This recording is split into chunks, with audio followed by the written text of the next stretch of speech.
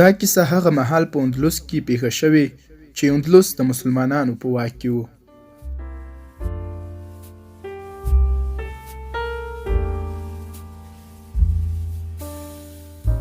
یو مزدور و.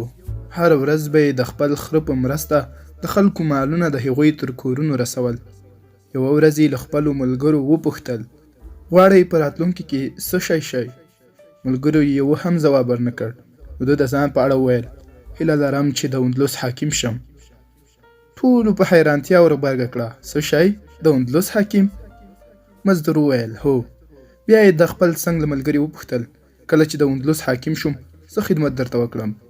هغه وویل: کله چې د اندلس حاکم شوې هیله ده چې د خپل خره په شا پورې مې وتړي او بیا دې لښکر ته ووایې چې په دورو مې ووهي او ووایې دا دروغجن و، دا دروغجن و.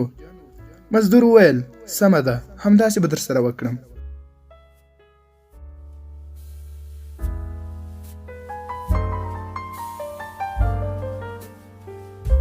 بیا یې د خپل چپ لاس ته ولاړ ملګري نه وپوښتل: ته څه هیله لرې؟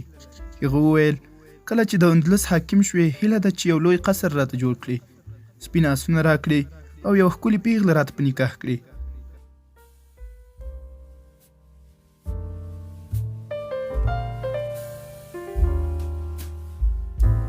مزدور د خپلو ارمانونو په شمیرلو لګیا شو. ورځې تېرېدې او هغه یو په بل پسې خپل اهداف ترلاسه کول، تر دې چې خپل تر ټولو لوی ارمان ته ورسېد. د اندلس حاکم شو، بلکې داسې حاکم شو چې د الله تعالی په مرسته یې د اندلس ځمکه لا نوره پراخه کړه. فتح یې ترلاسه کړې او د ده پر مهال جوماتونه لا ډېر او پراخ شول.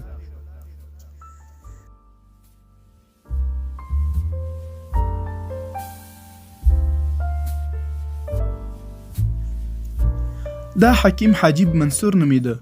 د ډېرو ورځو او کلونو تر تېرېدو وروسته حاجب منصور خپل وزیر ته امر وکړ چې د ده هغه دوه ملګري را پیدا او ده ته یې راولي. وزیر هغوی دواړه په بازار کې وموندل. ویې لیدل چې دواړه د تیر په څیر پر خپلو خرو د خلکو مالونه وړي راوړي.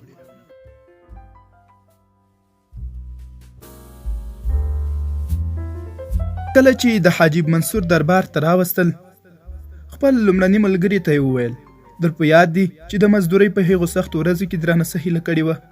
سړي په ورختایي وویل: زه نه ما هسې ټوکې کولې، د هغو خبرو وخت تیر شوی. منصور وویل: نه، وخت یې نه دی تیر شوی. بیا یې خپل وزیر ته وویل: پر خپل خره یې سپور کړئ، په دورو یې ووهئ او ووایي دا دروغجن دی، دا دروغجن دی. بیا یې خپل دویم ملګري ته وویل: ښه، تا څه هیله درلوده؟ هغه وویل: له تا نه مې لوی قصر، سپین آسونه او ښکلې پیغله غوښتې وه. منصور خپل وزیر ته وویل: د ده هیله ورپوره کړئ. وزیر یې ترې وپوښتل: فکر کوم له خپل لومړني ملګري سره دې د دویم په پرتله ښه چلند ونه کړ؟ منصور وویل: دا د دې لپاره تر څو پوه شي چې الله تعالی پر هر څه قادر دی.